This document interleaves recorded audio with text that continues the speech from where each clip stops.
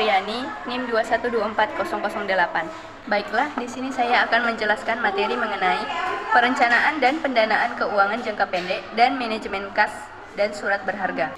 Pengertian perencanaan jangka pendek atau BEP.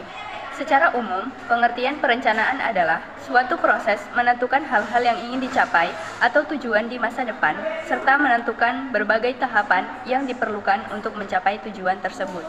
Selanjutnya yaitu tujuan perencanaan jangka pendek atau BEP. Yang pertama, mengantisipasi dan beradaptasi dengan segala perubahan yang terjadi. Yang kedua, memberikan arahan atau direction kepada para administrator maupun non-administrator agar bekerja sesuai dengan rencana. Yang ketiga, menghindari atau setidaknya meminimalisir potensi terjadinya tumpang tindih dan pemborosan dalam pelaksanaan pekerjaan. Yang keempat, menetapkan standar tertentu yang harus digunakan dalam bekerja sehingga memudahkan dalam pengawasan atau kontrol. Selanjutnya yaitu fungsi perencanaan jangka pendek atau BEP. Perencanaan difungsikan untuk mencapai sebuah efisiensi dan efektivitas dalam sebuah kegiatan organisasi. Dengan demikian, pihak-pihak yang melakukan dapat melakukan upaya identifikasi berbagai hambatan yang mungkin akan terjadi dalam mencapai tujuan. Kemudian, dapat pula dilakukan sebuah koreksi apabila terjadi penyimpangan, sehingga dapat diatasi dengan segera dan dapat dikendalikan dengan baik. Selanjutnya yaitu peran penting rencana keuangan jangka pendek. Di sini, peran pentingnya ada 7. Yang pertama, mengelola stabilitas perputaran dana. Yang kedua, mencegah terjadinya pemborosan. Yang ketiga, perencanaan peristiwa kehidupan. Yang keempat, perencanaan dana pensiun. Yang kelima, belajar berinvestasi. Yang keenam, meningkatkan produktivitas. Dan yang ketujuh, peluang tujuan jangka panjang lebih baik. Perkenalkan, nama saya Nurmaningsi, NIM 2124019, ingin menjelaskan materi tentang mengenai jenis-jenis perencanaan jangka pendek. 1. Perencanaan berdasarkan ruang lingkup. A. Rencana strategis, yaitu perencanaan yang di dalamnya terdapat uraian mengenai kebijakan jangka panjang dan waktu pelaksanaannya yang lama. B. Rencana taktis, yaitu perencanaan yang di dalamnya terdapat uraian tentang kebijakan yang bersifat jangka pendek, mudah disesuaikan aktivitasnya selama tujuannya masih sama. C. Rencana terintegrasi, yaitu perencanaan yang di dalamnya terdapat penjelasan secara menyeluruh dan sifatnya terpadu. Kedua, perencanaan berdasarkan tingkatan. A. Rencana induk, yaitu perencanaan yang fokus kepada kebijakan organisasi, di mana di dalamnya terdapat tujuan jangka panjang dan ruang lingkupnya yang luas. B. Rencana operasional, yaitu perencanaan yang fokus kepada pedoman atau petunjuk pelaksanaan program-program organisasi. C. Rencana harian, yaitu perencanaan yang di dalamnya terdapat aktivitas harian yang bersifat rutin. Ketiga, perencanaan berdasarkan jangka waktu. A. Rencana jangka panjang, yaitu perencanaan yang dibuat dan berlaku untuk jangka waktu 10-25 tahun. B. Rencana jangka menengah, yaitu perencanaan yang dibuat dan berlaku untuk jangka waktu 5-7 tahun. C. Rencana jangka pendek, yaitu perencanaan yang dibuat dan hanya berlaku selama kurang lebih 1 tahun. Selanjutnya, karakteristik perencanaan jangka pendek. A. Fungsi manajerial. Perencanaan adalah fungsi manajerial pertama dan terpenting, menyediakan dasar untuk fungsi lain dari manajemen, yaitu pengorganisasian, kepegawaian, pengarahan, dan pengendalian, karena dilakukan di dalam lingkup rencana yang dibuat. B. Berorientasi pada tujuan. Perencanaan berfokus pada mendefinisikan tujuan organisasi, mengidentifikasi tindakan alternatif, dan memutuskan rencana tindakan yang tepat yang akan dilakukan untuk mencapai tujuan. C. Pervasif. Pengertian pervasif dalam hal ini, perencanaan harus dapat hadir di dalam semua segmen dan diperlukan di semua level organisasi, meskipun ruang lingkup perencanaan bervariasi di berbagai tingkatan dan departemen. D. Proses berkelanjutan.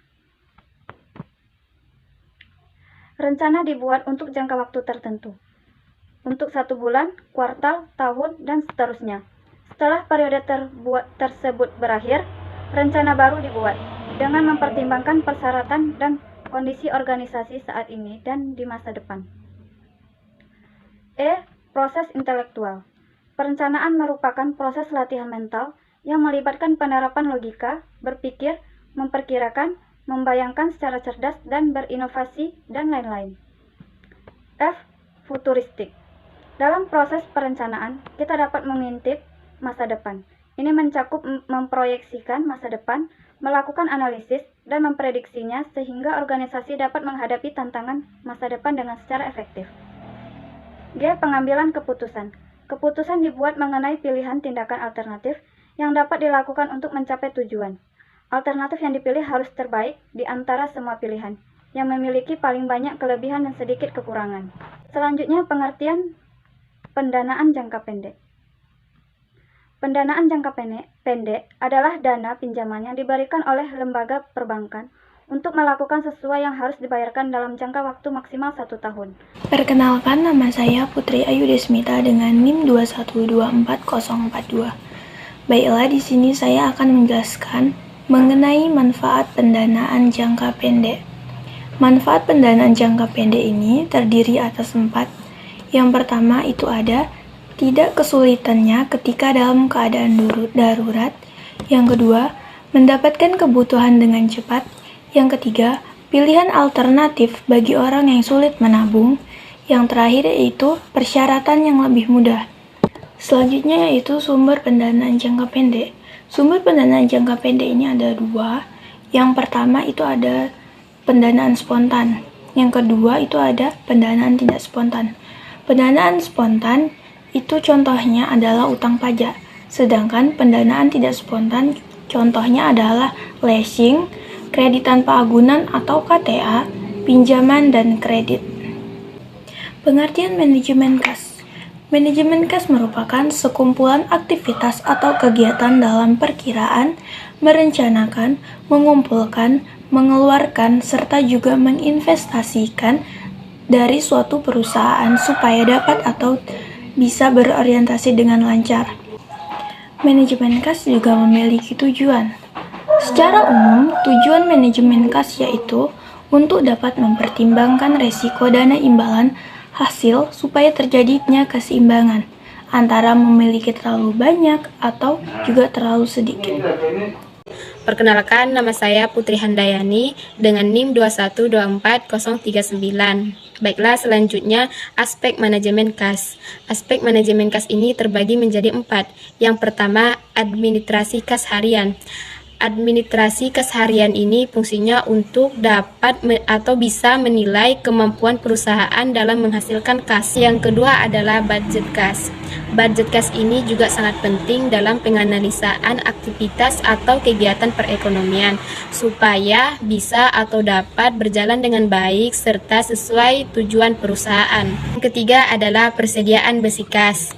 Fungsi dari persediaan besi kas ini adalah apabila terjadi kekurangan kas yang membuat perusahaan tidak bisa melakukan kegiatan atau aktivitas dengan lancar, serta tidak bisa memenuhi kewajiban yang harus dibayar.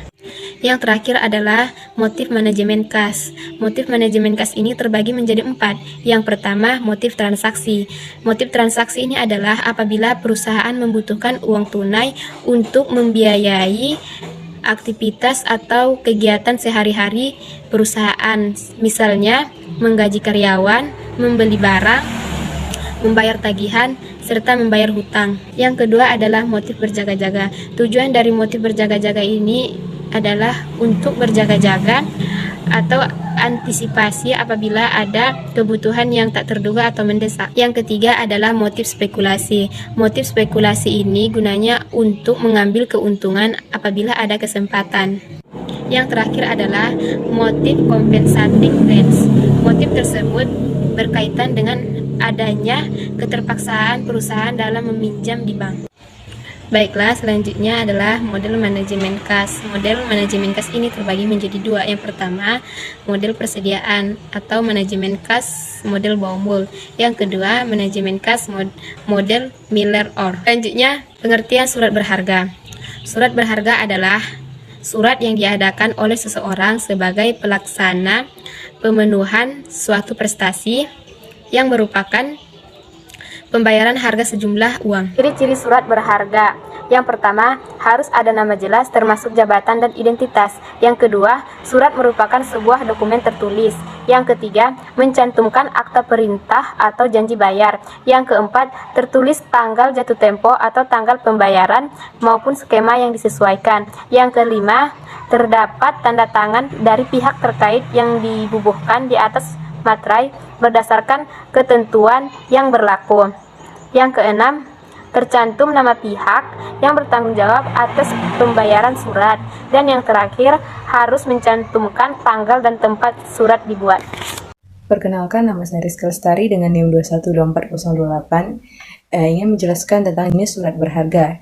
Berdasarkan Kitab Undang-Undang Hukum Dagang atau KUHD dalam buku 1 titel 6 dan titel 7, ada 9 jenis surat berharga. Yang pertama, wesel, cek, kwitansi, surat sanggup, biljet giro, kartu kredit, travel check, obligasi, dan surat saham. Selanjutnya yaitu fungsi surat berharga. Yang pertama itu sebagai legitimasi, artinya bukti diri bagi pemegangnya bahwa dialah orang yang berhak atas tagihan yang ada di dalamnya.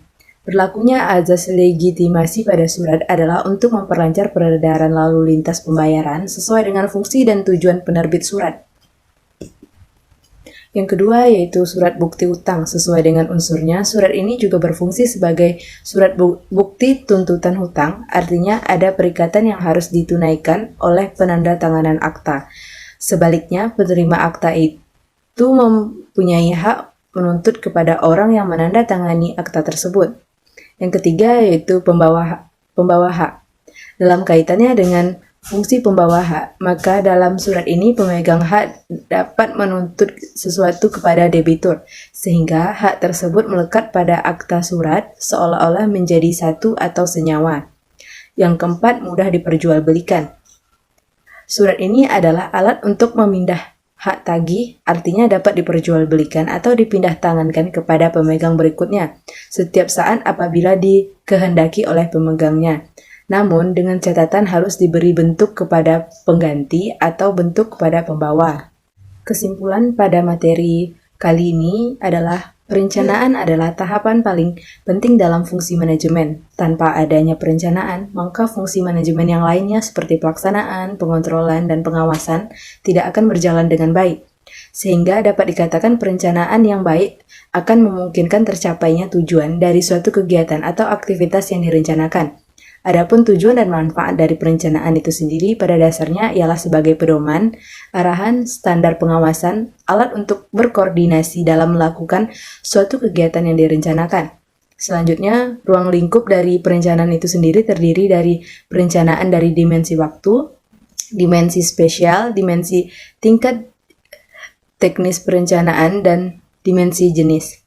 Dalam proses perencanaan, terdapat beberapa tahapan yang perlu kita lakukan seperti persiapan perencanaan, menentukan dan menganalisis masalah, konsep dan desain perencanaan, evaluasi rencana, memutuskan rencana, implementasi rencana, dan balikan pelaksanaan rencana. Kas dan surat berharga merupakan komponen yang berada dalam aktiva lancar. Ketika komponen ini merupakan aktiva yang paling liquid bagi perusahaan, manajer keuangan perlu mengelola kas dan surat berharga, mengingat kedua komponen aktiva memiliki nilai strategis dalam hal yang berkaitan dengan operasional perusahaan.